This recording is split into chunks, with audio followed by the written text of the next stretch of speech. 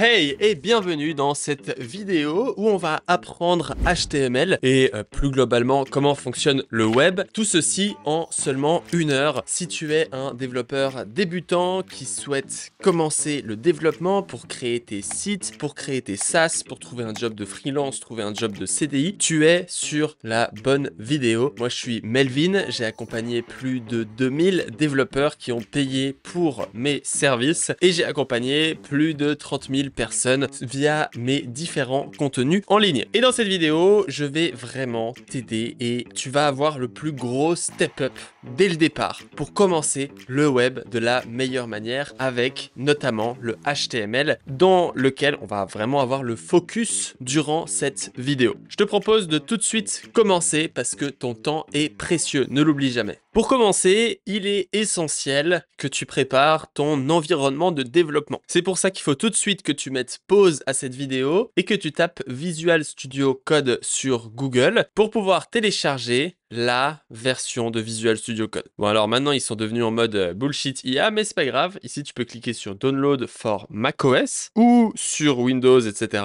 Te télécharger un petit fichier et tu vas pouvoir ouvrir Visual Studio Code comme ceci. Quand tu arrives sur Visual Studio Code, tu devrais avoir cette page. Donc tu vois qu'ici, je n'ai rien. Et afin de pouvoir profiter un maximum de cette vidéo, on va installer quelques petites extensions. Donc tu vas pouvoir aller dans le menu juste ici après l'avoir installé. Donc mets pause sur cette vidéo jusqu'à que tu l'aies installé. Dès que tu l'as installé, tu peux l'ouvrir. Tu vas avoir une page de démarrage où il se passe pas grand chose. C'est pas grave. Nous, on veut juste faire attention et te faire passer à l'action dès le début de cette vidéo en te faisant installer Live Server. Ça va être la petite extension qu'on va utiliser qui va nous permettre de vraiment tester. Et donc ici, choisis bien la version de Live Server que tu veux. Ici, Live Server 5, il est moins téléchargé, mais il a plus de fonctionnalités.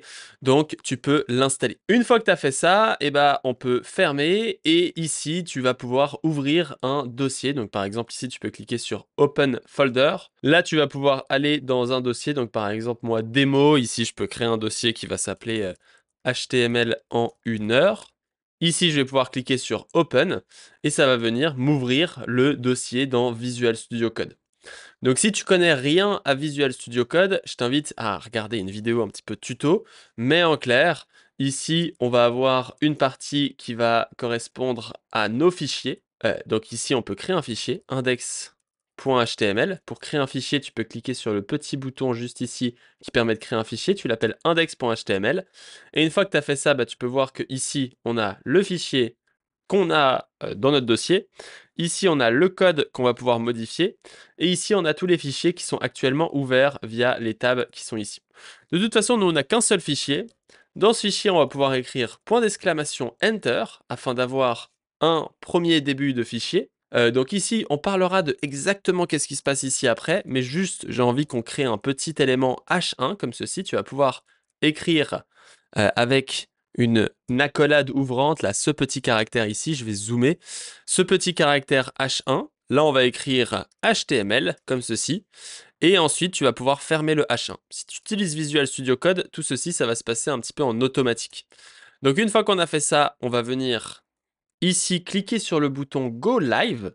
Et donc, ça permet juste de vérifier que tout fonctionne bien. Donc ici, le bouton Go Live, ça va open le fichier actuel avec Live Server.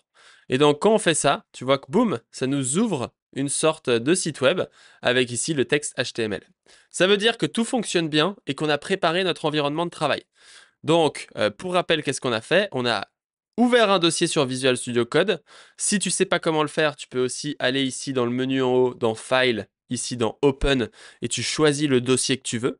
Ensuite, à l'intérieur, on a utilisé le petit bouton ici pour créer un nouveau fichier. On a créé un fichier index.html dans lequel on a écrit point d'exclamation qui nous écrit tout un code de départ. Et à l'intérieur, on a fait accolade ouvrante H1 pour créer une balise. Et ici, on a écrit HTML. Donc ça, c'est pour le début. Et moi, avant de vraiment partir sur la technique et de commencer à coder, tu vois que maintenant, on a tout préparé pour coder. Mais j'ai pas envie de tout de suite coder. J'ai envie, avant de commencer à coder, de venir te parler un petit peu de qu'est-ce que c'est le HTML, à quoi ça te sert, etc. Notamment en te parlant du web. Alors, on va tout de suite commencer. Le web est composé d'une partie qui s'appelle le front-end. Le front-end, c'est vraiment tout ce que tu vois. Donc là, si on va sur ma vidéo HTML en 5 minutes, tout ce que tu vois ici, c'est le front-end. C'est-à-dire que les boutons, les textes, les couleurs, le fait que quand on clique sur le like, eh ben, il se passe quelque chose. Tu vois que là, on peut liker, on peut disliker, on peut partager, ça nous affiche une dialogue. Tout ça, c'est ce qu'on appelle du front-end. Le front-end, c'est tout ce qui se passe sur l'ordinateur de la personne qui utilise ton site. Donc moi ici, j'ai mon ordinateur, mon MacBook qui est juste ici. Et bah cet ordinateur, il utilise le site de YouTube. Et quand il utilise le site de YouTube, eh bah je viens interagir avec le site. Mais quand je like ou quand je poste un commentaire, test commentaire, et bah là je viens cliquer sur un bouton et là ça sort de mon ordinateur et ça va aller dans le back-end. Et c'est le back-end qui va s'occuper de venir sauvegarder mon commentaire. Et donc on a le front-end avec HTML, CSS et JS qui s'occupe de l'aspect visuel du site. Et on va avoir le back-end avec par exemple JavaScript ou Python qui va nous permettre de sauvegarder les données sur un serveur dans une database. Et donc, ça, c'est tout ce qu'on ne peut pas faire sur notre ordinateur. Parce que quand on sauvegarde les données avec des serveurs et le cloud, je crois que j'ai fait une petite faute, eh ben, on doit vérifier que j'ai le droit de poster un commentaire. On doit vérifier que c'est bien moi qui poste le commentaire, etc. Et donc, il y a ce qu'on appelle de la sécurité. Et la sécurité, ça se passe généralement dans le back-end. Donc, exactement l'exemple que je t'ai donné avant, on va avoir ici un commentaire. Le commentaire, c'est le front-end. Et quand je ajoute le commentaire, ça vient sauvegarder dans le back-end et ça vient l'afficher dans le front-end. Donc, on a vraiment tout ce qui est data, tout ce qui est données qui va se passer dans le back-end et tout ce qui est visuel, style, structure qui va se passer dans le front-end. On a du coup une partie front-end et une partie back-end. Tu peux voir le front-end comme le device, c'est-à-dire le téléphone, l'ordinateur, la voiture, tout ce que tu veux. Et le back-end, ça va être un autre ordinateur positionné quelque part sur Terre qui vient intercepter les demandes de notre front-end pour faire des choses. Donc quand j'écris un commentaire, le back-end, il sauvegarde le commentaire dans une database et il me renvoie le commentaire sauvegardé pour que mon front-end affiche le commentaire. Nous, le point dans lequel on va s'intéresser dans cette vidéo, c'est uniquement le front-end. Le reste est pas très important dans cette vidéo parce qu'on va commencer étape par étape. En front-end, on a d'abord le HTML. Le HTML, tu peux vraiment le voir comme la fondation, les briques d'une maison. C'est-à-dire que pour l'instant, c'est moche, mais il en faut. Tu es obligé de définir la structure de la maison. Où sont les appartements? Quels sont les murs porteurs? Quels sont X ou Y éléments? Donc, HTML, c'est ça. Le CSS, pour Cascading Style Sheet, CSS, ça va vraiment être les styles. Donc en France, je sais qu'on adore le papier peint. Et donc le papier peint, typiquement, c'est ce qu'on pourrait dire du CSS. On a un mur moche et on vient rajouter des styles, on vient rajouter des meubles, on vient rajouter des décorations, on vient rajouter de la structure, de la beauté à notre appartement, à notre maison. Et ensuite, on a le JavaScript, et le JavaScript, ça va être tout ce qui est fonctionnel. Quand tu es dans ta maison et que tu allumes l'évier, c'est quelque chose de fonctionnel. Et typiquement, c'est ce que JavaScript doit faire. Ça va être quand tu quand tu lèves le truc d'évier, l'eau coule. Il y a un tuyau qui récupère l'eau, qui fait couler l'eau, etc., etc. Et donc là, on a typiquement ce que le JavaScript va faire. Donc, en mélangeant la structure avec des jolis styles et de la logique, eh ben, on se retrouve avec typiquement YouTube, donc c'est-à-dire la structure avec quel élément est placé où, les styles avec la couleur du bouton, la couleur des éléments, les liens, ce qui se passe, etc.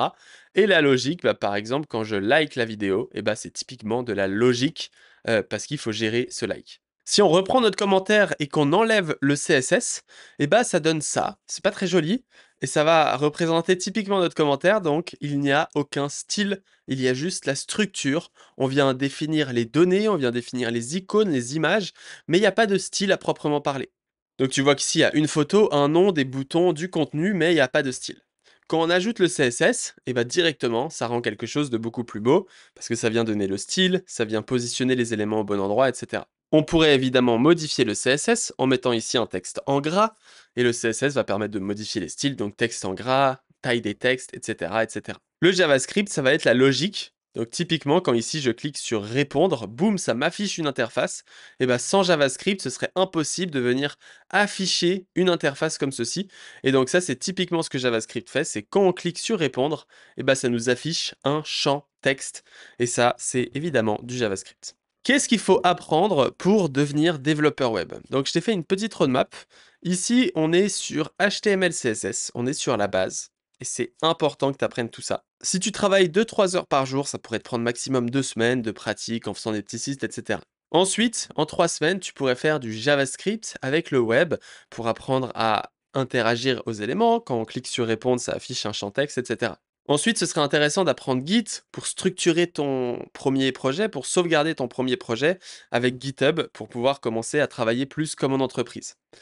Ensuite, le web avec Node.js, ça c'est toute la partie back-end qui est essentielle parce que en fait, un site web sans back-end, généralement ça fait pas grand-chose. C'est au mieux un outil, au pire un article de blog.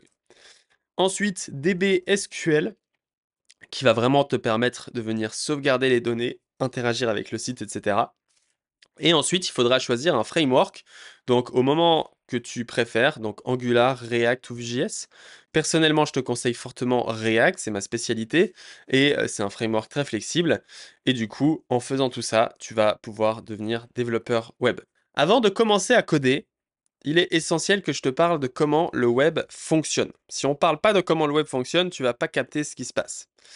Déjà, il y a un truc que tu utilises depuis des années, que tu t'es peut-être pas rendu compte, mais c'est les URL. Donc ici, on le voit pas, mais si j'active le développeur mode, on peut voir qu'ici, il y a une URL. https://www.youtube.com/watch point d'interrogation v est égal à un code spécial. Tu peux voir que si je change ne serait-ce qu'un caractère de cette URL, plus rien ne fonctionne. Cette vidéo n'est plus disponible. Je suis en train d'essayer de voir une vidéo qui n'existe pas. Donc, qu'est-ce que c'est ces URL? Ces URL, ça définit Uniform Resource Location. Ça permet de localiser une ressource sur Internet. C'est vraiment ça le but d'une URL. Qu'est-ce que c'est une ressource? Une ressource, ça peut être une image, une vidéo, un audio, etc.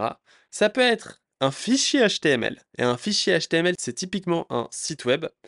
Ça peut être des fontes, etc., etc. Et tout ça, ça va toujours être défini par une URL. Quand tu vas sur une URL, tu as ton ordinateur qui va dire « Je veux cette ressource-là ». Ton serveur, il va recevoir l'URL en entrée. Il va recevoir l'URL. Et il va regarder l'URL et il va dire « Ok, donc d'après mes données, cette URL, elle permet de récupérer X ou Y chose. » Et donc, il va nous retourner ça. Ensuite, on a une petite partie intéressante, c'est HTTP ou HTTPS qui permet de définir Hypertext Transfer Protocol. HTTP et HTTPS, qui est la version sécurisée de HTTP, vient définir un protocole pour demander les informations sur ces mêmes URL. Ce protocole, il définit comment un ordinateur et un serveur discutent. Parce qu'il ne peut pas juste dire « je veux tous les users ». Il doit définir clairement comment il demande sa chose. Mais tu te demandes qu'est-ce que c'est un protocole? Un protocole, c'est les règles définies que les deux personnes connaissent. Un protocole qu'on connaît tous, c'est la poste.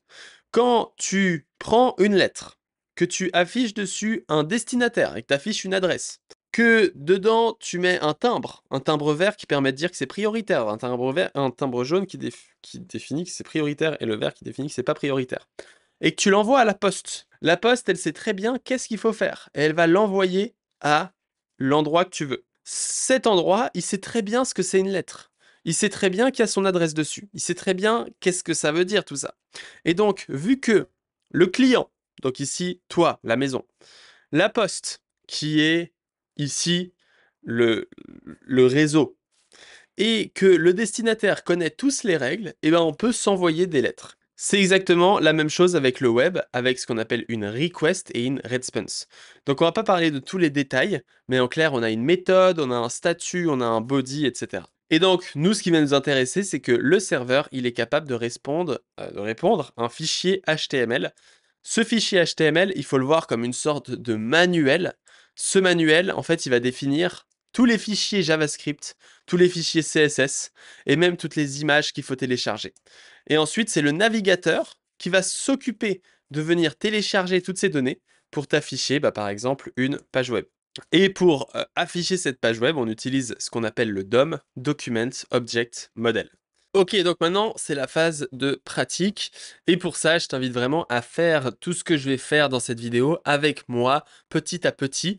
Le but, c'est vraiment que tu pratiques afin de pouvoir monter en compétence. Moi, je sais déjà faire les choses, donc c'est vraiment pour toi que je te dis tout ça. Alors, on va aller sur notre écran et la première chose que j'ai envie de te voir, on parlait du DOM, on parlait du réseau et je veux te montrer que tout ce que je dis, c'est réel, c'est vrai. Et donc pour ça, tu peux aller sur Google Chrome. Je t'invite vraiment à faire, si tu es sur Safari, Firefox ou un autre navigateur, à télécharger Chrome tout de suite si tu l'as pas et à tout de suite ouvrir Chrome. C'est essentiel parce que c'est sur Chrome que tu as la meilleure expérience de développement, surtout pour débutants. Il y a le plus de fonctionnalités. Sur google.com, comme je le suis ici, tu peux voir, on va pouvoir aller n'importe où sur cette page, par exemple sur le logo, faire clic droit et choisir Inspect. Si tu es en français, ça pourrait être écrit inspecter ou inspecter le site web. Tu fais clic droit et ensuite tu cliques sur Inspect comme ceci. Ça va venir t'ouvrir un menu et ce menu, au début, il peut faire flipper. Donc, on reprend notre calme et on va un peu voir ce qui se passe ici. Le premier menu dans lequel on affiche quand on clique Inspect ici, c'est Elements. Donc tu vois qu'on a le Element juste ici. Et ce menu Elements, il contient ce qu'on appelle le DOM. Et donc là, normalement, tu reconnais, c'est ce qu'on appelle du HTML. Et là, on voit exactement la structure HTML de notre page. Tous les sites web du monde fonctionnent la même chose, il y a toujours du HTML. On peut cliquer sur n'importe quel élément pour voir ici, ok, tu vois que là, il y a une première div qui a un rôle navigation et on peut ouvrir à l'intérieur pour voir qu'il y a une autre div, etc. Alors attention parce que des sites comme Google sont finalement assez complexes parce qu'ils contiennent plein de fonctionnalités, de choses spéciales de web moins standards, mais quand même, ça te permet de te rendre compte que tous les sites fonctionnent la même chose. Donc ici, on a le HTML et là, on a le CSS. Quand tu cliques sur un élément, on peut voir précisément les styles qui sont appliqués. Par exemple, en cliquant ici sur ce petit bouton, je vais pouvoir sélectionner un élément. Donc par exemple, ici, je vais choisir cet élément ici, ce bouton qui s'appelle un input. Et là, je peux voir tous les styles qui sont appliqués. Tu peux même désactiver les styles. Tu peux voir que là, boum, je m'amuse à tout désactiver et ça va devenir des petits boutons tout moches, comme ceci. Donc je peux aussi tous les activer et je peux même modifier moi-même les styles parce que, comme je t'ai dit, tout ce qui est côté client, on peut le contrôler. Et donc je peux rajouter background red comme ceci et ça vient changer mes styles. Donc ce menu-là, c'est tout ce qui est concernant le CSS. Ensuite, on a la console. Donc ça va être la console JavaScript. Tu vois que je peux écrire console.log bonsoir. Et ça m'affiche bonsoir. Je peux aussi interagir avec la page en récupérant des éléments, etc. Tout ça, on va pas s'y intéresser dans cette vidéo, donc on peut passer à la suite, notamment avec l'onglet Network. On va faire un refresh pour voir ce qui se passe dans le network. Donc là, je fais commande R, et tu vois que ça vient refresh, et on voit qu'il y a plein de choses qui se téléchargent. Mais la première chose qui se télécharge, c'est celui-ci, www.google.com, statut 200, type document. Qu'est-ce que c'est un type document? C'est un fichier HTML. Quand tu cliques sur cette première request, on peut voir justement les paramètres, on peut voir les headers de la response, on peut voir les headers de la request, et on peut voir la preview, et on peut voir que par défaut, on reçoit un fichier HTML. Mais ce fichier HTML, il n'a pas encore d'image, etc. Parce que de base, c'est juste un gros fichier comme ceci, et comme je t'ai dit, c'est une sorte de ressource. Cette ressource, elle va définir tous les fichiers CSS, tous les fichiers JS qu'il va falloir télécharger. Et donc, dès que celui-ci est téléchargé, dès qu'il est fini de télécharger, boum, ça vient me télécharger fichier CSS. Tu vois qu'ici, on peut voir le type. Donc ici, stylesheet, c'est fichier CSS. Fichier JavaScript, PNG, fichier JavaScript, fichier CSS. XHR, ça va être récupérer des données en JSON. Donc ça, c'est encore autre chose. Donc ça, c'est une image. Un script, un fichier, etc., etc. Et donc, tu vois que ce document, c'est le seul qui est type document. Et ensuite, ça vient me récupérer plein d'autres fichiers. Et tous ces fichiers-là, ça vient me créer une sorte ici dans le menu source, une sorte de dossier. Ça vient me recréer un dossier. Et ce dossier-là, tu vois qu'il contient tous les documents, les fichiers JS, les fichiers CSS, les images, etc. Et c'est ça qui est affiché finalement juste ici. C'est tous les documents qui sont présents à droite, comme on peut le voir juste ici. J'espère que c'est clair pour toi, parce que les autres menus, on va pas les voir, ça devient un peu trop compliqué. Et moi, je veux que tu pratiques, et donc on va réouvrir Visual Studio Code. On s'en rappelle, je t'avais laissé normalement sur pas grand-chose, un fichier HTML comme ceci. Moi ici, j'ai juste changé de profil avec code vidéo, mais il n'y a rien qu'à changer. Ça me permet juste de pouvoir avoir plein de raccourcis clavier qui me permet de tout cacher pour se concentrer uniquement sur le HTML. Ce que je te propose sur macOS aussi, c'est de venir cliquer sur le bouton vert ici. Sur Windows, tu peux tout simplement changer la taille de la page comme ceci. Mais en cliquant sur le bouton vert, ça vient me mettre la page en full screen. Un petit raccourci clavier ici, c'est CTRL flèche du haut. CTRL flèche du haut, ça vient nous afficher le menu comme ça. Et là, on peut prendre la page de Google et la déplacer ici. Donc si tu es sur Windows, t'as pas besoin de faire tout ça. Ça permet juste, moi, durant ma démo, de pouvoir t'afficher le HTML et le CSS ici. Donc on s'en rappelle, normalement, tu as le petit live server qui est activé. Si tu l'as pas activé, il faut cliquer ici sur Go Live et ça va venir t'ouvrir l'URL comme ceci sur une page. Cette URL, on peut la copier ici et on va avoir du coup une page qui est vide. On peut par défaut écrire n'importe quoi ici dans notre fichier HTML et quand on refresh, on voit qu'on a le résultat. Notamment, ce que je peux t'écrire moi, c'est l'URL pour qu'on voit un peu que quand on utilise un live server ici, on retrouve bien le protocole HTTP suivi de l'URL. L'URL, le domaine, pardon, ici, c'est une IP 127.0.0.1. Ça, c'est ce qu'on appelle une IP localhost. Donc, c'est une IP qui est sur notre propre ordinateur, accessible uniquement à notre ordinateur. Là, on définit un port, c'est que ça permet d'avoir plusieurs serveurs ouverts sur plusieurs ports différents de ton application. Tu retrouveras ça chaque fois que tu devs une application. Et ensuite, là, c'est le path. Donc ici, on ouvre le fichier index.html. Parce que évidemment, quand tu vois ça, tu te dis on pourrait créer un autre fichier comme about.html. Ici, rajouter un paragraphe qui dit bonsoir. Et là, je peux changer l'URL sur about et ça m'affiche bonsoir. Donc évidemment, c'est juste par démo et on verra ça ensemble plus tard. Par défaut, ici, tu as un problème, c'est que chaque fois qu'on modifie, ça ne s'update pas en live. Tu peux voir qu'ici, on est obligé de refresh parce qu'on n'a pas encore créé la structure de base d'une page HTML. Pour ça, on va avoir besoin de balises et notamment de chevrons. Donc les chevrons, c'est des caractères comme ceci. Donc on a chevron ouvrant et chevron fermant, qui sont ces deux caractères. Donc chevron ouvrant, chevron fermant. Et sur chaque page, il faut rajouter ici un doctype HTML. Ce doctype HTML, alors on va pas préciser exactement qu'est-ce que c'est, mais en clair, ça définit le type et la version HTML qu'on est actuellement en train d'utiliser. À l'intérieur, cette balise, c'est la seule qu'on va pas vraiment fermer. On va la laisser juste au début ici pour dire, voilà, c'est notre HTML. Parce que la balise la plus importante, c'est la balise HTML. Donc pour l'écrire, on fait balise ouvrante ou chevron ouvrant HTML. Et ensuite chevron fermant. Et tu vois que par défaut, VS Code vient automatiquement t'afficher la balise fermante. La balise fermante ressemble très précisément à la balise ouvrante, sauf qu'il y a un slash. Ce slash permet de dire à HTML que c'est une balise fermante. Ici, dans ce HTML, on a une balise qu'on va avoir besoin, qui est la balise principale, ça va être la balise head, qui va définir toutes les données header de notre site. Donc ici, à la différence du body qu'on va utiliser après, ça c'est vraiment la tête, et la tête n'est pas affichée. À quoi est-ce qu'elle sert la tête, la head? Elle permet par exemple d'afficher la balise title. Donc ici on écrit balise ouvrante, chevron ouvrant, title, chevron fermant.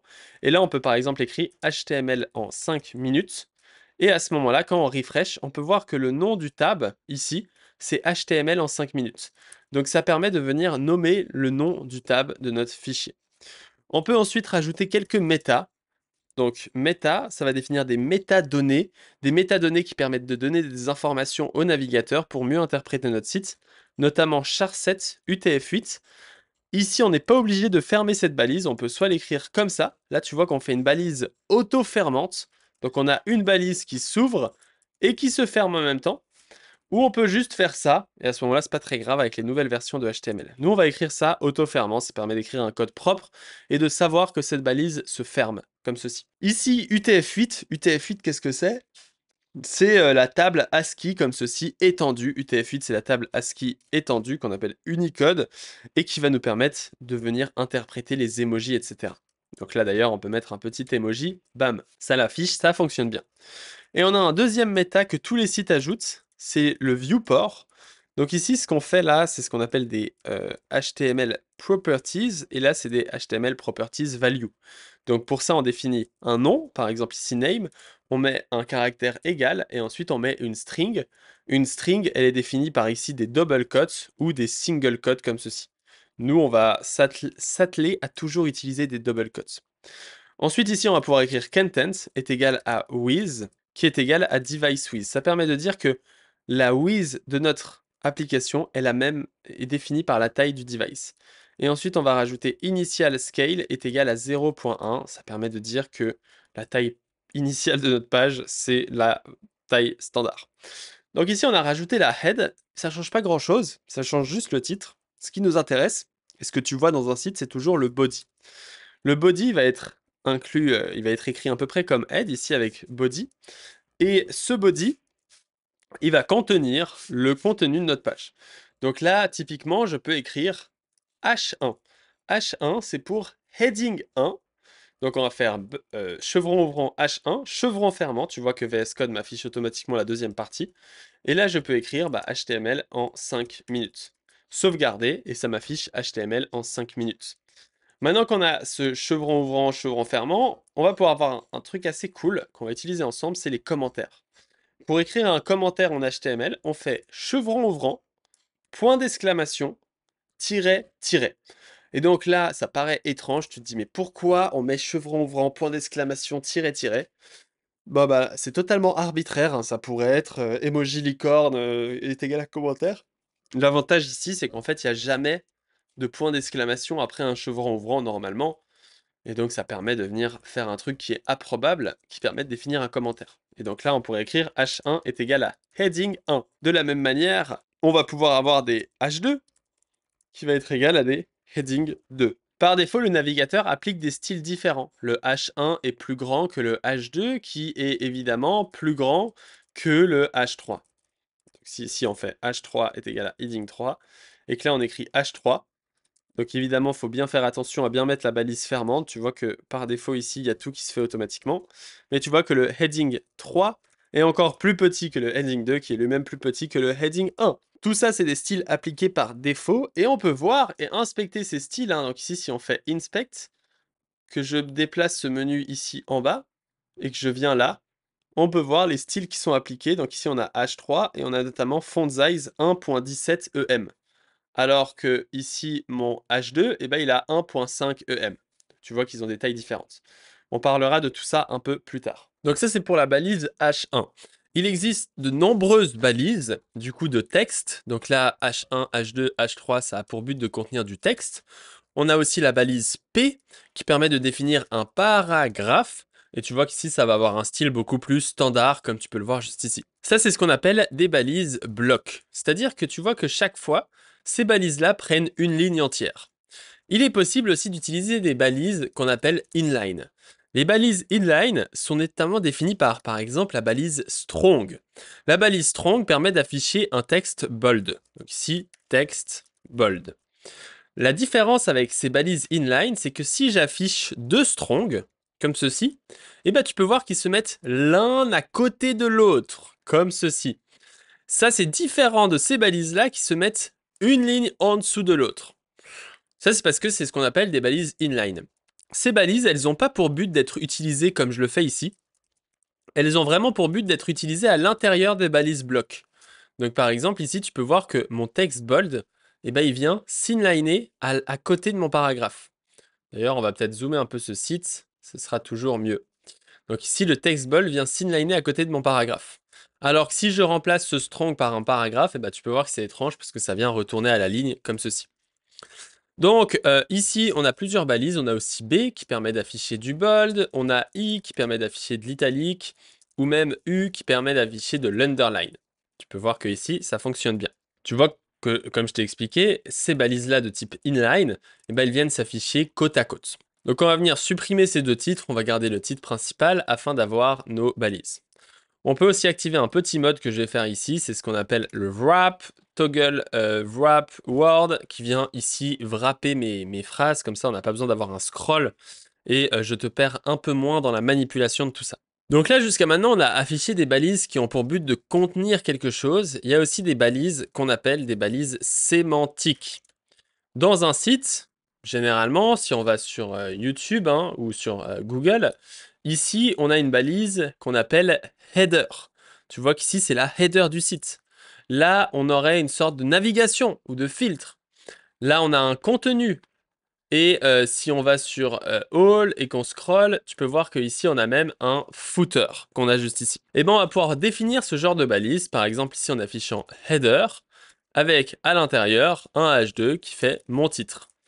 Tu peux voir que ça change pas grand chose parce que ces balises sémantiques, ça permet juste de faire des blocs qui permettent généralement d'appliquer des styles.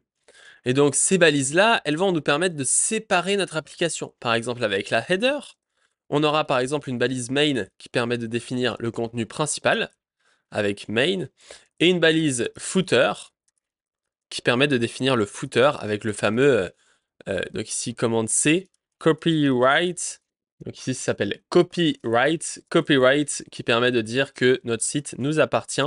Donc ici, copyright Melvin 2024 ou 2025 ou on va faire 2100, c'est plus drôle. Et donc ici, on a notre petit footer. Donc tu vois que visuellement, ça change rien. Mais côté inspecteur, on peut bien voir que ces balises, ils existent. Parce que là, tu vois bien qu'on a du coup un header, un main, un footer. Alors, beaucoup de personnes disent que ça permet d'être plus accessible, d'avoir un site qui est mieux compris par les navigateurs, etc. Et c'est pour ça que c'est généralement conseillé de faire ce genre de choses et de venir utiliser des balises. Ça permet aussi de diviser notre contenu et notamment d'appliquer des styles. C'est-à-dire qu'on va pouvoir appliquer nos premiers styles CSS, par exemple, sur la header.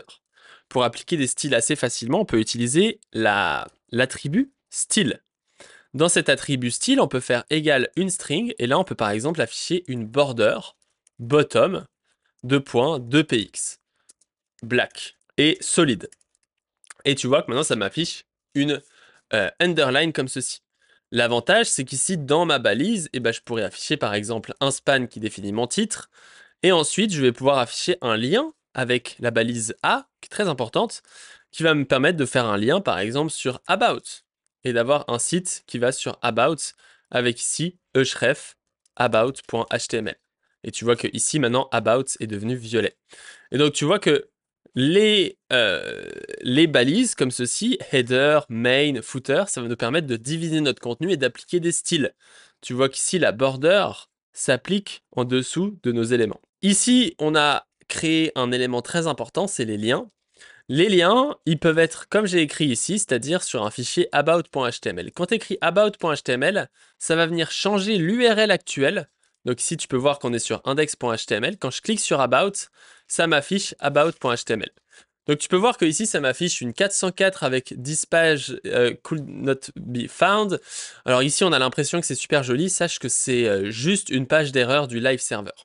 Si on veut créer cette page, hein, on peut aller ici dans le menu et créer about.html. Et à l'intérieur de about.html, on va pouvoir utiliser point d'exclamation pour créer la base du site, venir changer le title en faisant about me, et ici pouvoir créer un petit paragraphe avec lorem, juste pour afficher du texte. Et à ce moment-là, tu peux voir qu'on a bien un site qui fonctionne. On pourrait mettre ici un lien qui va sur href index.html avec back, qui permet de venir naviguer. Comme ça, maintenant, tu vois qu'on a une première navigation. Il faut savoir que le web, c'est vraiment que des liens. Donc, tous les sites dans lesquels on va, hein, si on va sur mon blog, codelinks.dev, où il y a plein d'articles, je t'invite à aller regarder, et bah, tout est liens. Tu peux voir que là, on a JavaScript, où on peut aller sur des articles à propos de HTML. Il n'y en a qu'un seul. En moins, c'est honnête. Quand on clique ici, on est là. Voilà un petit peu, on a par exemple le guide sur les grilles, et boum, ça nous navigue. Le web, c'est vraiment basé sur les liens. On sait ça principalement parce que, on s'en rappelle, les liens, c'est ce qui permet à Google de définir comment notre ranking, tu vois, avec ce qu'on appelle les liens externes, etc. Et donc, les liens, c'est vraiment important. Ici, c'est ce qu'on appelle un lien interne, parce qu'on vient naviguer sur notre propre site. On pourrait aussi faire un lien externe. Un lien externe, c'est par exemple redirigé sur mon blog. href est égal à codelinks.dev. Et là, si j'écris ça, ça va pas marcher. Donc ici, je vais pouvoir écrire mon blog. Donc là, si je clique là, tu vois que ça m'écrit juste dans l'URL codelinks.dev, c'est normal. Parce que pour que le lien soit considéré comme une ressource externe, il faut écrire https et à ce moment-là, il va se rendre compte que on doit naviguer sur un autre site web. Et donc là, quand je vais là, ça me redirige sur codelinks.dev. Et parfois, en fait, quand tu changes de site web, t'as pas envie que tes utilisateurs ils perdent ton site. Tu as envie qu'ils gardent ton site dans les onglets. Tu as envie parfois de créer un nouvel onglet. Au lieu de venir naviguer simplement comme ça, on veut ouvrir un nouvel onglet. Et pour ça, on va pouvoir ici faire target est égal à blank. C'est-à-dire qu'on va venir ouvrir une blank page. Tu vois qu'en fait, quand on fait underscore blank, ça nous affiche rien, mais il y a un monde où ça nous affiche rien. Ça nous affiche une page vide. C'est juste difficile généralement. Je pense qu'il faut faire underscore blank. Non, c'est pas ça. Underscore blank. Bref, ça nous affiche une page vide. Et donc, quand je dis je veux ouvrir ce site-là, http://codelinks.dev, sur une nouvelle page, target blank. Et donc maintenant, quand je clique là, ça m'ouvre un nouvel onglet. Tu peux voir ici, boum, ça m'ouvre chaque fois un nouvel onglet. Et ça me permet de garder mon site qui est juste ici. Donc ça, c'est très intéressant. Il y a évidemment plein d'autres attributs, parce que là, on parle évidemment d'attributs qu'on vient rajouter, comme ici, target blank. Dans notre contenu aussi, il y a pas mal de chances que tu veuilles afficher des images. Donc là, ici, je pourrais afficher mon blog, je pourrais aussi afficher mon portfolio, avec ici melvinx.com, et comme ça, boum, je peux ouvrir mon magnifique portfolio. Peut-être que sur mon site, j'ai envie d'afficher cette image. Bon, sur n'importe quel site, tu peux faire clic droit sur les images et copy image address. Comme je t'ai dit, chaque fois, les images sont que des adresses web, et donc c'est toujours des URL. Les images sont aussi basées sur des URL. Et donc là, dans mon main, je vais pouvoir afficher une balise IMG, comme ceci, et la fermer. Alors tu vois que par défaut, ça m'a affiché une sorte d'image, enfin là, ça m'affiche rien, et c'est en mode, ouais, tu fais des trucs bizarres, Melvin, cette image, elle est vide. On peut afficher une propriété source, avec à l'intérieur, par exemple, slash. Et à ce moment-là, ça va afficher image cassée. Ce petit logo, il veut dire que l'image qu'on essaie de faire n'existe pas. Il faut savoir que quand on écrit ça, dans Network, on a le fetch de l'image qui a été fait. Tu peux voir qu'ici, on essaie de récupérer l'image. Jusque nous, il n'y a pas d'image ici, on va pouvoir utiliser l'URL http://melvinx.com/image/myface.png. Et quand je fais ça, on peut voir que dans le network, on a récupéré l'image myface à l'adresse donnée et qu'elle a bien été récupérée, etc. Donc tu peux voir que par défaut, myface est un peu grand, et donc ici, on va pouvoir faire with, un attribut with avec string 200px et 8 avec une string 200px. Et à ce moment-là, tu vois que ça vient définir la taille de notre image. Les px, ici, c'est ce qu'on appelle des pixels. C'est une unité de mesure qui définit des pixels qu'on appelle des pixels virtuels. Donc, c'est pas les pixels de ton écran, c'est les pixels plutôt de la page. Il faut savoir que si tu as un écran Retina ou un écran 2K, 4K, en fait, tu peux avoir 2, 4 ou plus pixels par pixel. Donc, il y a des pixels réels et des pixels virtuels. Donc là, on a ajouté une petite image et on a ajouté des attributs. Donc, encore une fois, attribut, c'est un nom, ici with, égale une valeur, ici 200 pixels.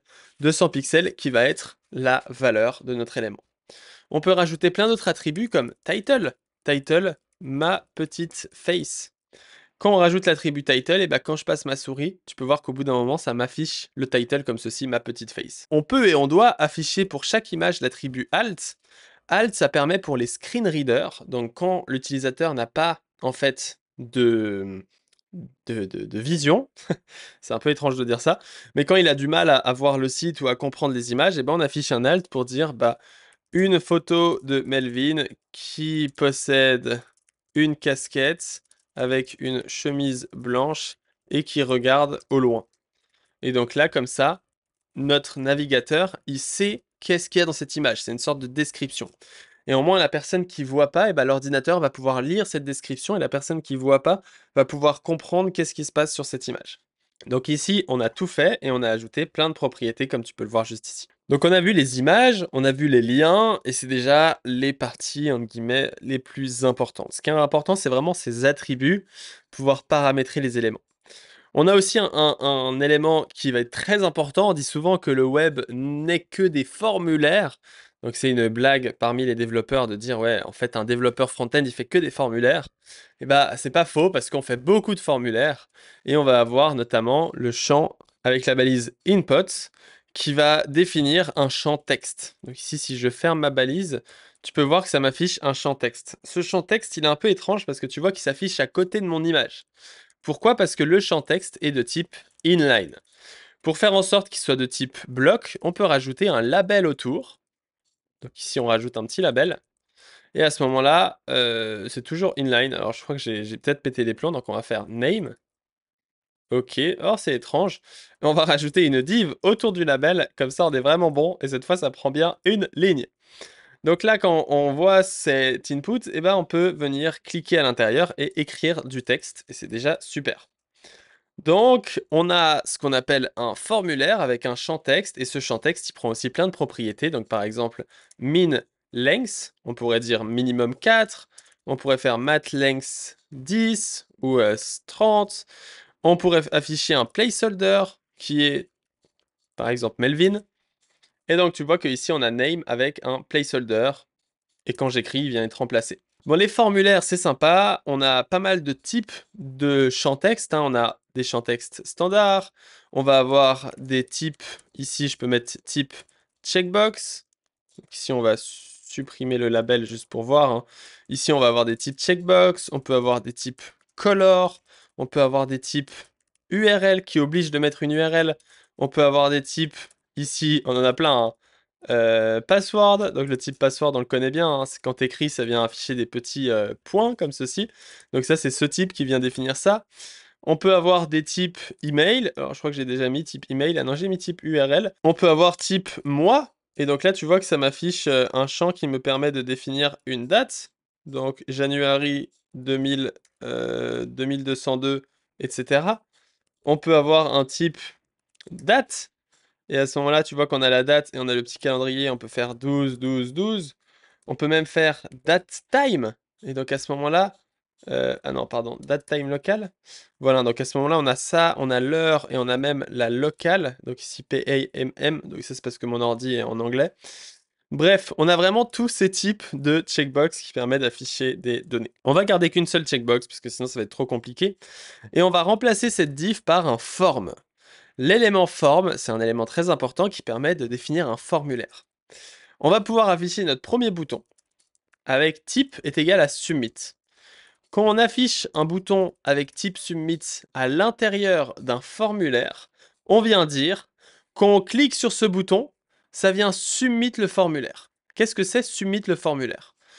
Eh bien, submit le formulaire, ça va permettre de venir envoyer le formulaire. Et le formulaire, il va pouvoir avoir une action. Donc ici, on va pouvoir faire action.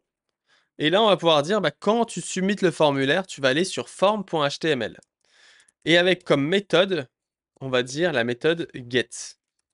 Et donc, quand je fais ça, je vais pouvoir créer un fichier ici, form.html, avec ici, encore une fois, on va pas faire, on va pas faire les malins, on va afficher form comme ceci. Et là, un paragraphe avec écrit form.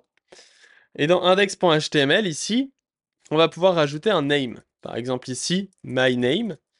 Et maintenant, quand je vais aller dans ce formulaire et que je vais écrire mon nom, donc ici je vais écrire Melvin le HTML, submit, ça vient me rediriger sur la page form. Et dans l'URL, donc là si je copie-colle l'URL, hein, donc là je copie-colle juste l'URL que j'ai ici, tu peux voir que ça vient rajouter les données de mon formulaire en paramètres. Donc on va pas parler de ça ensemble aujourd'hui parce que cette vidéo est déjà longue et j'ai envie de voir un petit peu quand même du CSS, des class names, etc. Mais c'est un peu comme ça que peuvent fonctionner les formulaires de base en HTML, notamment quand tu fais du PHP, tu utilises souvent ça, ça fonctionne très bien. Et c'est assez important quand même qu'on voie ensemble les formulaires. Il faut savoir qu'il y a plein d'éléments en HTML, hein, on va pas s'amuser à tous en parler. Parce que si on s'amuse à aller voir la liste des éléments, tu peux voir que j'ai un petit peu de scroll, hein, ça charge, et je sais même pas s'il y a tout qui est ici. Donc on a énormément d'éléments, tu peux voir juste ici, il y en a beaucoup trop, ça sert à rien de tous les voir. Et le but, c'est que tu les utilises quand tu en as besoin. En tout cas, dans tous les cas, si tu as envie vraiment de step up en HTML, d'avoir des exercices, d'avoir de la pratique, d'avoir du CSS, d'avoir du JS, tu peux aller sur mlv.sh/html. Donc quand on va sur ce site, tu vas arriver sur une formation pour devenir développeur web. Cette formation, tu as un bouton, tu peux direct commencer, on te demande rien et elle va t'apprendre le HTML, CSS, JavaScript, Git, Node.js et les databases.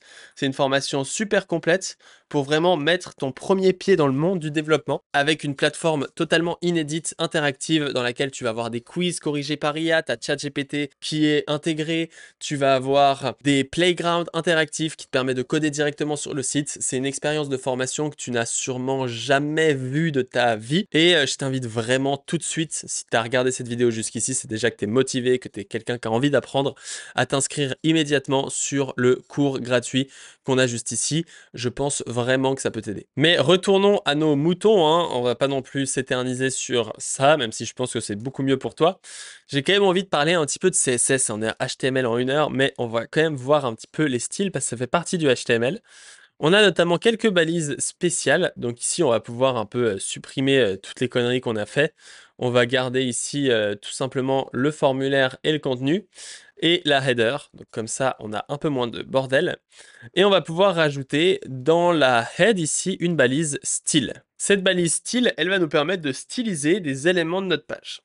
Pour définir quel élément on veut styliser, eh bien, il faut savoir que déjà à l'intérieur de cette balise style, on écrit tout simplement que du HTML, que du CSS. Donc là, on n'est plus dans du HTML. Tu vois que si j'affiche P bonsoir comme ceci, eh ben, ça vient casser mon site parce que je ne peux pas faire du HTML ici. Je dois faire du CSS.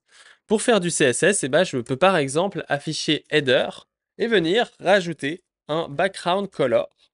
Et donc background color, ça vient définir la couleur du background.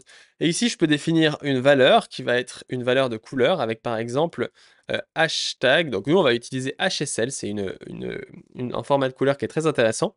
0 degré, 50%, 50%. Tu vois qu'ici, ça va faire une sorte de rouge. Si je veux faire un gris, ici, j'ai qu'à mettre 0% et ça devient un gris. Et si je veux rendre cette couleur moins claire, ici je peux mettre 80% pour définir la luminosité. Donc le premier paramètre, ça définit la rotation sur la hue. Et donc si je fais 0, c'est rouge, si je fais 180, c'est bleu, un truc comme ça. Ça c'est définit l'intensité. Donc si je mets 100, c'est maximum rouge. Si je mets 0, c'est pas rouge. Et ça définit la luminosité. Et comme ça ici, j'ai pu changer ma header. Je vais pouvoir rajouter un padding avec par exemple ici 8px. Le padding, ça va définir un espace intérieur. Tu vois que ici, quand je rajoute un espace, ça fait un espace intérieur. Et évidemment, il y a plein d'autres propriétés, donc on va pas s'amuser à voir toutes les propriétés, mais ici, on peut par exemple ajouter un padding. Maintenant, ce qui se passe ici, on va un peu nommer tout ça. Tout ceci, c'est ce qu'on appelle une règle. Pour afficher un commentaire en CSS, il faut utiliser slash étoile, et pour fermer le commentaire, on utilise étoile slash. Et donc là, c'est ce qu'on appelle une règle. Tout ça, c'est une règle. Et ensuite, on a la première partie de notre règle ici, c'est ce qu'on appelle le sélecteur. Le sélecteur, ici header, ça vient définir quel élément on vient sélectionner. Ici, quand on affiche un nom, ça vient sélectionner une balise. Et donc là, tu peux le voir, avec la petite sélection, ça vient sélectionner la balise header. Ensuite, ce sélecteur, il contient des déclarations. Et donc tout ça, c'est des déclarations. Il faut savoir que pour afficher des commentaires facilement, ce que j'utilise ici, c'est le raccourci clavier commande plus shift plus 7 sur macOS, contrôle plus shift plus 7 sur Windows, et ça permet d'afficher et d'enlever des commentaires très facilement. Petite astuce. Donc là, ici, c'est des déclarations. Donc tout ça, c'est une déclaration. Ensuite, cette déclaration, elle est composée d'attributs, encore une fois, hein. Donc ici, on a background color, c'est l'attribut. Et on a ici HSL, qui est ce qu'on appelle la valeur. Donc on a l'attribut et la valeur qui s'affichent comme ceci, l'un à côté de l'autre. Donc généralement, la syntaxe, c'est attribut, value, qui vont nous permettre d'afficher des propriétés en CSS comme ceci. Maintenant, ici, les attributs et les valeurs, il y en a énormément. Et je me trompe parce que après petite recherche rapide, c'est ce qu'on appelle des propriétés. Donc voilà, attribut, c'est pour les attributs HTML.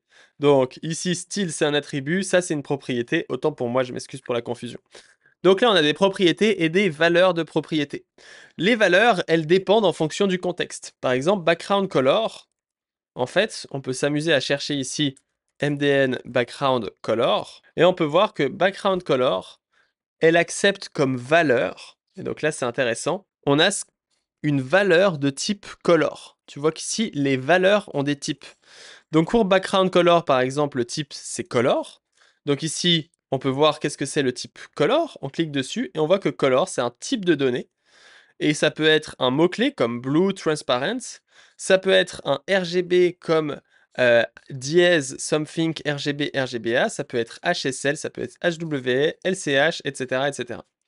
Mais par exemple, si je fais padding MDN et que je clique là, eh ben, tu peux voir que cette fois, le type de données qui est attendu, on l'a juste ici.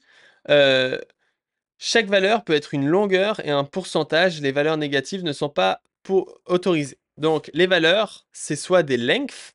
Donc, le type length, ça va être ici soit des PX, des EM, des PC, des IN, des MM. Donc, tu vois qu'ici, on est sur un type de length. Et on a le type percentage. Percentage, évidemment, tu t'en doutes ce que c'est, ça va être des pourcentages, donc 10%, 50%, etc. Et ça, c'est ce qu'on appelle un type pourcentage. Donc, pardon, il faut cliquer juste ici, c'est beaucoup mieux. Et donc là, on a le type pourcentage qu'on utilise avec le caractère pourcentage. Donc, c'est intéressant de comprendre tout ça. Chaque propriété a des valeurs qui ont certains types. Donc ici, c'est le type color, ici, c'est le type percentage. Donc là, on a notre première classe, notre première règle. Et cette règle, on l'applique sur un élément HTML, sur un tag HTML. Et donc, c'est-à-dire que tous les tags qui sont header, si ici j'en fais un autre, bonsoir, il va avoir les mêmes styles. Donc si ici, pardon, on va le mettre en bas, ici, et bah boum, ça m'affiche ce bonsoir. Tu vois que le border n'est pas présent parce que le border a été appliqué avec l'attribut style. Maintenant, il est possible aussi d'afficher des classes. Donc par exemple, je pourrais dire .myHeader. Et à ce moment-là, tu peux voir que les styles ne s'appliquent plus. Et pour que ça s'applique, je dois ajouter class est égal à myHeader. Et donc, en utilisant le point avec un nom, eh ben, on vient définir, on vient dire, je suis en train de sélectionner toutes les classes qui sont myHeader. Et donc, ça vient sélectionner myHeader qui est juste ici.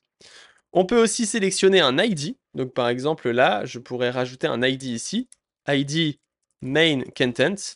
Et on peut sélectionner un ID avec dièse. Dièse main content. Et ici, je peux rajouter par exemple border 2px solide. Et ici, HSL 0 degré, 0 degré, 50%, 80%. Ou plutôt 50%. Comme ça, c'est plus foncé. On peut rajouter une margine top de 16 pixels. Comme ça, on s'éloigne du dessus. Et on peut rajouter un padding de 16 pixels. Comme ça, il y a un petit peu d'espace à l'intérieur. On peut rajouter une border radius de 16 pixels qui va venir rajouter un sorte d'arrondi autour de mon élément. Donc, margin, ça vient définir des espaces qui sont extérieurs, comme tu peux le voir ici. Padding, ça définit des espaces qui sont intérieurs. Et border, ça définit tout ceci. Donc là, on a rajouté un dièse main content.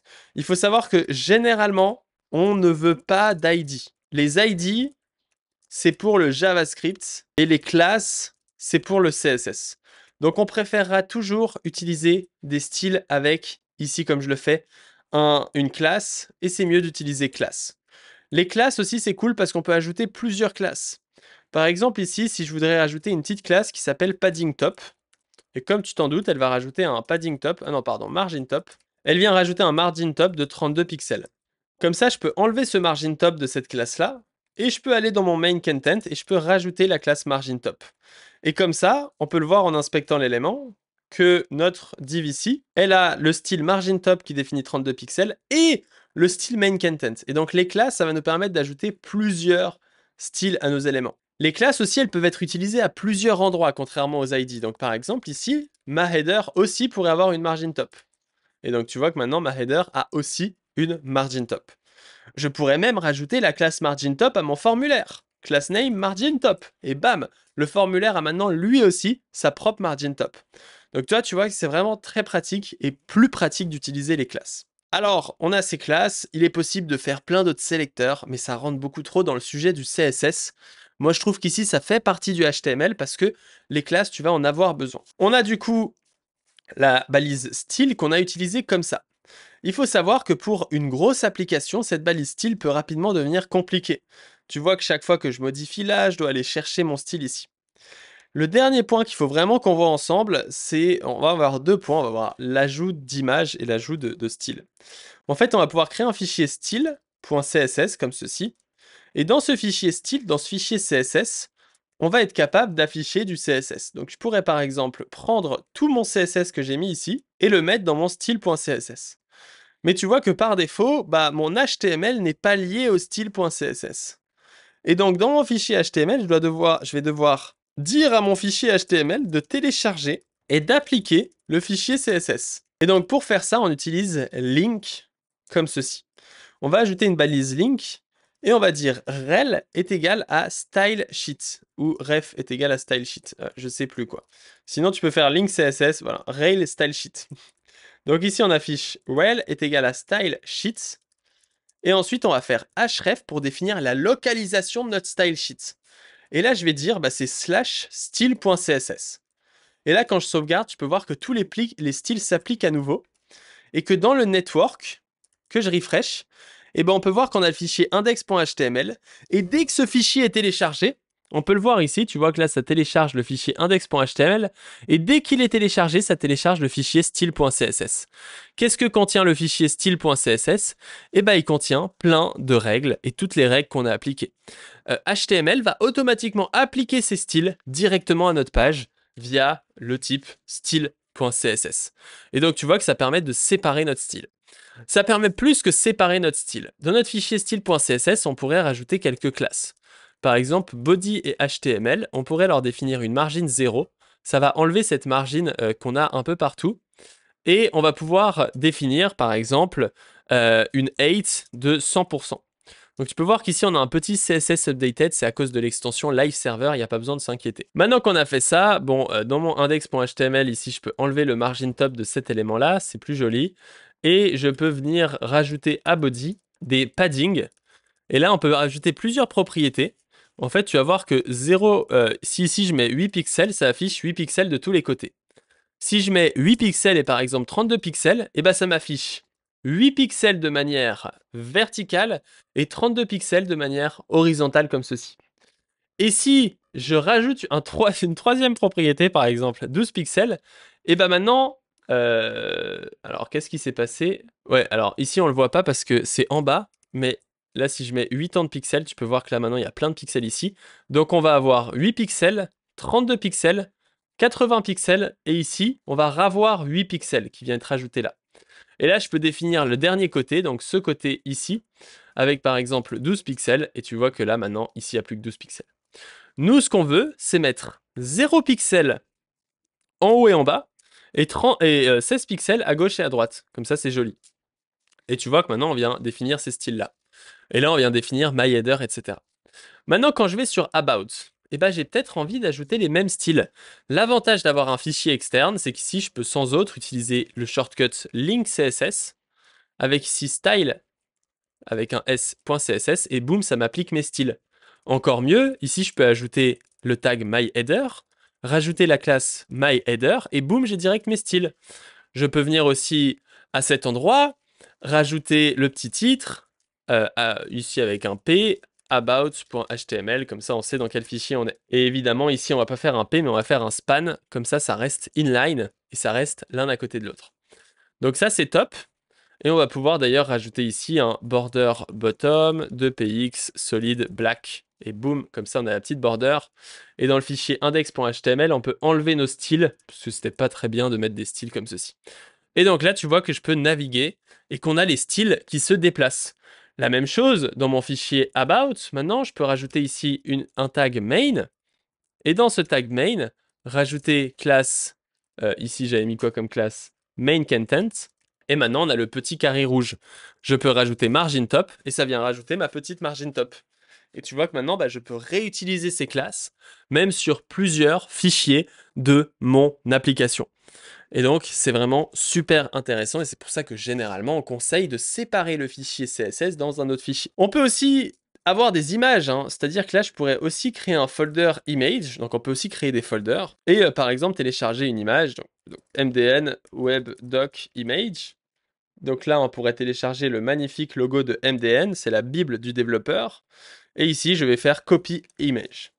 En faisant Copy Image, je vais la coller à cet endroit ou la drag and drop comme ceci, et je vais l'appeler MDN Logo. Ce MDN Logo, et ben maintenant, je peux aussi l'afficher dans mon code, parce que on a dit qu'on pouvait faire des liens relatifs et des liens absolus. D'ailleurs, c'est marrant parce que quand je clique sur les fichiers, ça change la page. Ah, c'est pratique ça. Bon, je savais pas que ça fonctionnait comme ça, c'est pas grave. Ici, par exemple, là, à la place de mon titre, je pourrais rajouter image, source. Et là, tu vois qu'avec VS Code, c'est cool parce qu'il t'auto-complete. Tu vois qu'on a image / MDN logo. Avec ici, je peux mettre une width de 100 pixels. Ou je peux tout simplement rajouter une classe myLogo. Aller dans mon fichier style.css, faire myLogo, with 100 pixels, 8 auto. Et comme ça, maintenant, j'ai mon petit logo ici, MDN, qui s'affiche. Et tu vois que c'est une image locale. Donc c'est assez intéressant. Si on inspecte un petit peu le réseau et qu'on refresh, on peut voir que maintenant on a le MDN logo qui est bien téléchargé à l'URL https://127.0.0.1.2.5500/image/MDN logo. Il faut savoir que toutes les URL, tu peux toujours y accéder toi-même, hein. Là, si j'ouvre un nouvel onglet et que j'ouvre ma page, et bah, tu vois que je peux afficher le logo MDN. Exactement comme je le fais sur melvinx.dev. Melvinx.com. Donc ici, on a le magnifique logo MDN et on peut comme ceci l'utiliser et profiter de tout ça. Donc ça, c'est pour les images. On peut créer autant d'images qu'on veut et pouvoir les afficher. On peut aussi afficher un script.js. Et pour importer un script.js dans notre application, donc ce qu'on va faire ici, c'est un petit console log myscript. Et dans ce script, on va pouvoir aller dans index.html et venir rajouter le script. Donc généralement, ce qu'on fait, c'est qu'on rajoute le script tout à la fin. Donc à la fin de body, avant body, on vient rajouter script source / script.js comme ceci. Et maintenant qu'on a ce script.js, on voit que dans la console, on a le myScript. Donc tu vois qu'on vient importer ce script. On peut aussi rajouter une balise script et faire ici console.log mon superscript et fermer la balise script. Et là, on a aussi mon superscript. Mais encore une fois, pour bien séparer notre code, on va le séparer. Et dans ce script, on est capable de faire plein de choses. Donc, on ne va pas expliquer tout ça, mais je pourrais par exemple récupérer query selector la header et ensuite faire header.addEventListener click et là, dire quand on clique sur la header, et ben, je la remove. Et tu vois que maintenant, boum, quand je clique sur la header, ça la remove. Et donc, j'ai entre guillemets un site qui est maintenant interactif vu que je peux supprimer la header en cliquant sur un bouton. Bref, tout ça, ce sera pour une autre vidéo.